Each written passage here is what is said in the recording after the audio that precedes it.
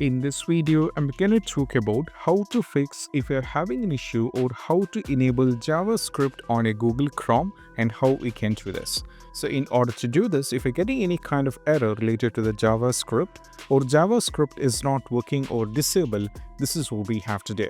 First of all, open your Google Chrome, and from here, what you need to do is we have to click on the three-dot menu at the top.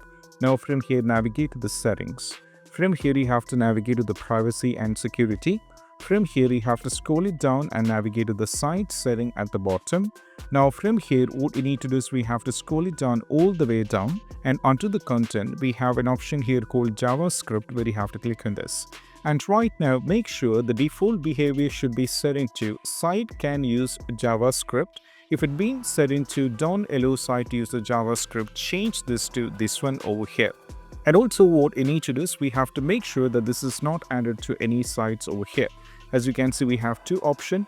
Not allowed to use the JavaScript if you have added any kind of website. That is the reason why this is happening. So what you need to do is remove that, or if you have allowed any kind of website to use the JavaScript, that is also fine with it.